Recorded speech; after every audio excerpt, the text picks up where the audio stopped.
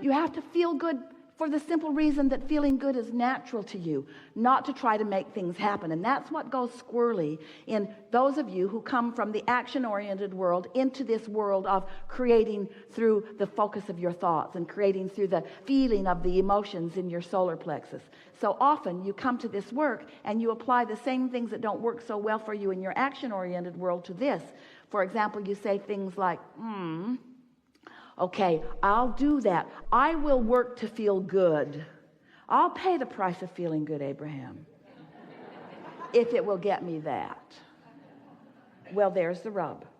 Because in the doing it to get that, which I don't have, now I'm introducing resistance into my own equation. Do you feel what we're talking about? Yeah. But when you want to feel good because you want to feel good, every single thing you want, pile of money, beautiful relationships, circumstance and events, everything that you want is because you think you will feel better in the having of it. But you've got to turn it around. You got to feel better because you want to feel better, because you want to feel better, because you want to feel better. You cannot have the ulterior motive of needing to fill this void with that, because that motive of needing to fill this void will keep this void alive and active forever. You see? Did you hear that? Yes. We are shouting. You don't need all of that to happen in order to feel good. That's why it can be unconditional.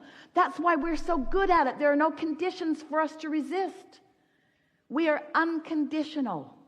We know what you want is done. We don't need the manifestation to be there. The condition is irrelevant to us. That's why we're able to stay in the high vibration. You got to find out a way to do that too, you see. You got to talk yourself in to feeling good unconditionally. Did you get the job? No. Why are you smiling? I just feel good.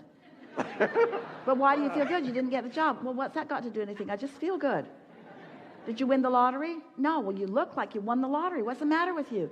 Why are you so happy? Because I just feel good. Why do you feel good? Because I want to feel good.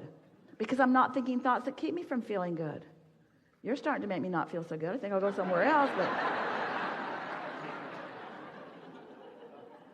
unconditional. I feel good because it's natural for me to feel good. It's natural for me to feel good.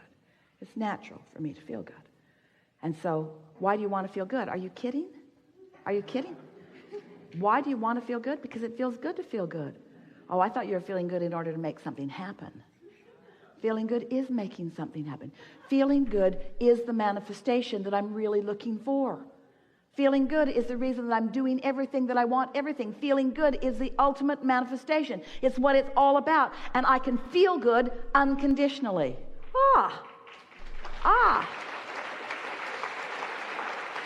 Well, how do you feel good unconditionally? By focusing upon something that's easy to feel good about. Well, isn't that a condition? By finding the feeling in something that feels good. Well, isn't that a condition? Well, thought about money and I didn't feel good, and I thought about dancing and I felt better. That is sort of conditional, but I found something that I already had momentum going. I found something where I already felt good, where I didn't need a change in conditions to continue to feel good. Ooh, okay, so we're onto something here, aren't we? So you're standing, always reaching for more. But in the reaching for more, if you can just be satisfied with what is, the more must come. But if you're dissatisfied with what is, then the more can't come. So it's through appreciation of what is, by finding anything and everything that you can find to feel good about right now. And it is our promise to you, it will get better and better and better. Esther went right back to the basics. She took her notebook, believed us, took us at her words, and sat for an hour one morning and just wrote the word fun. Fun. Fun. And she couldn't write the word fun long before she started to receive images and thoughts and ideas, suggestions of what is fun. So she's writing fun, and she's thinking about the trip down the river. It was really fun. And then she's thinking about fun, and she's thinking about the treasure hunt with the grandkids. And then she's thinking about fun, and she's thinking about friends on the cruise who are so fun. She's thinking about fun, and then images of really fun people came into her mind. She's thinking about fun. In other words, she couldn't just stay on the singular word fun. It began filling in with things that are fun. Law of attraction works that way.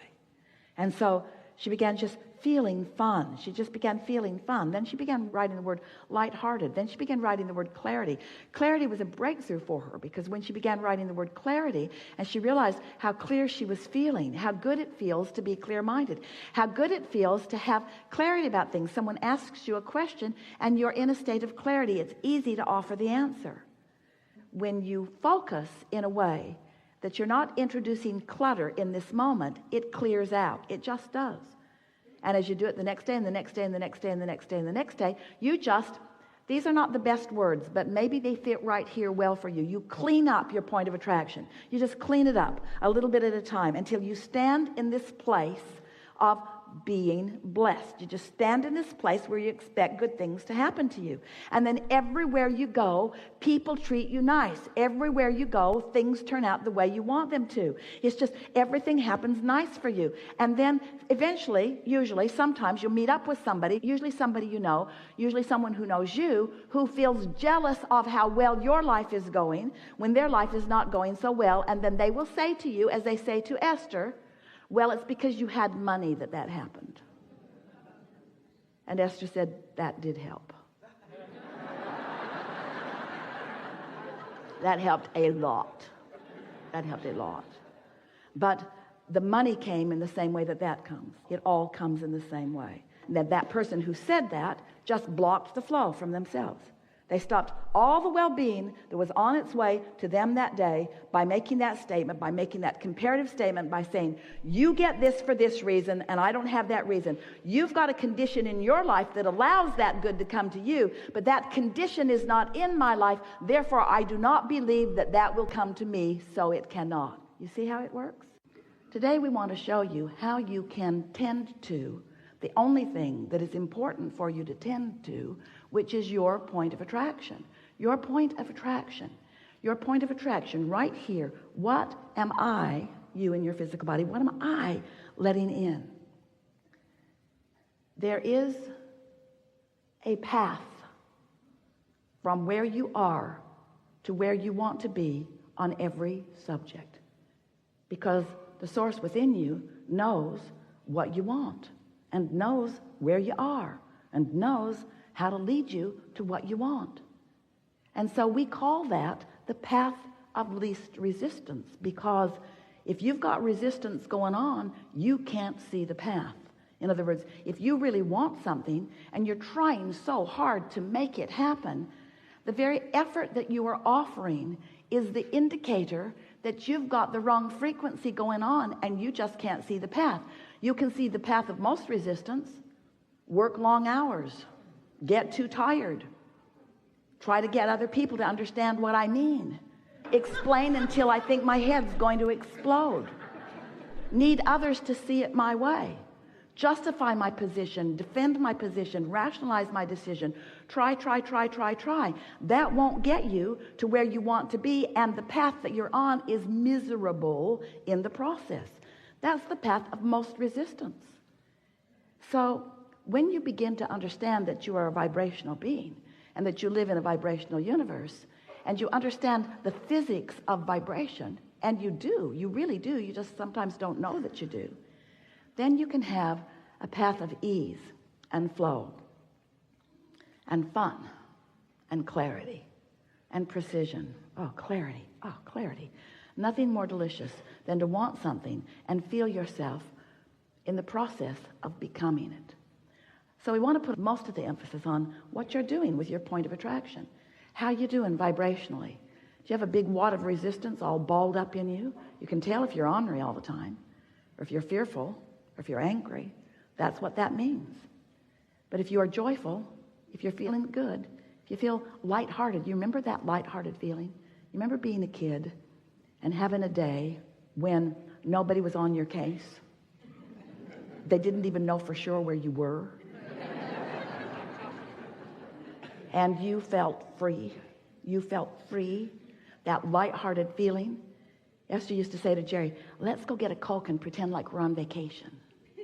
It's like that feeling of being on vacation, that feeling that nothing needed to be done other than what I am feeling my way to. That's the way you are meant to live every single day. That's the way it's supposed to be all the time.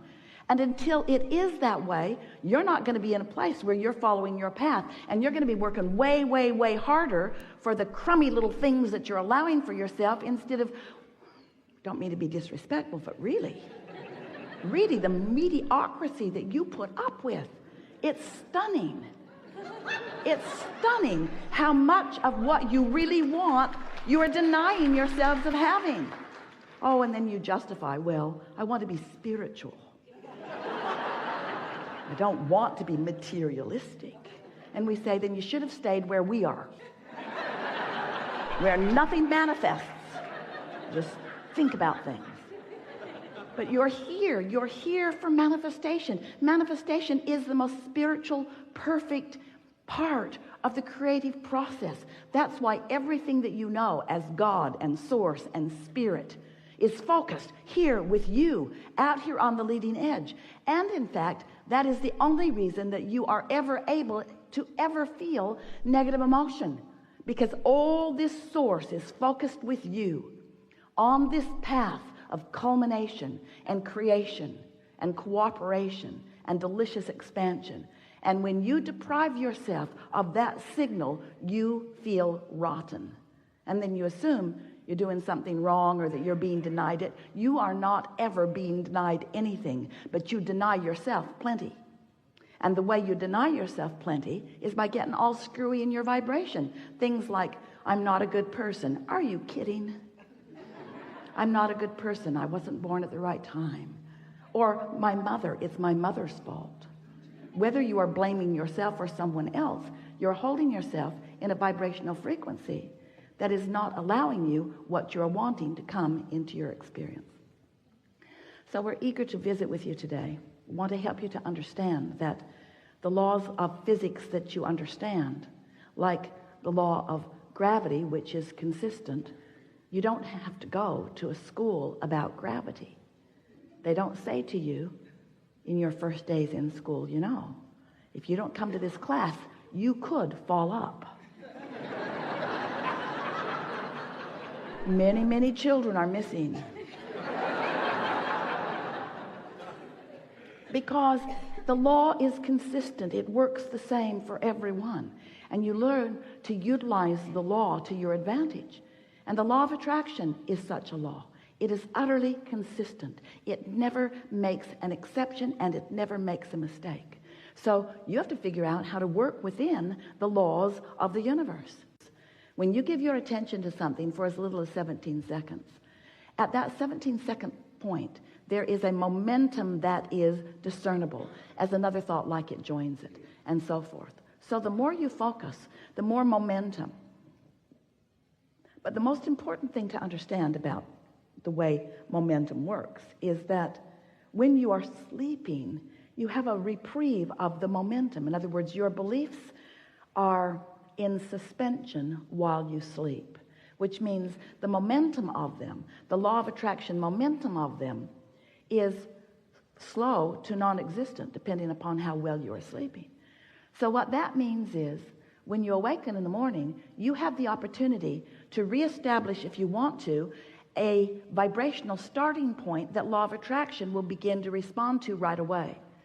Now, usually when you wake up in the morning, you remember what you were thinking about yesterday, or more important, you re-achieve the emotional feeling place of what you were feeling yesterday. It's like, oh yeah, I remember I'm not happy. Or, oh yeah, I remember I'm lonely. I'm lonely now. Or, oh yeah, I remember I'm confused. But what we want you to realize is that you don't have to be the same lonely today that you were yesterday, because that night's sleep changed the momentum. But when you wake up in the morning and you deliberately, and you do, call those same people, talk about those same things, focus in the same ways, you reactivate your vibration much as it was before, but you do not have to do that. And that is the most important thing. We want you to realize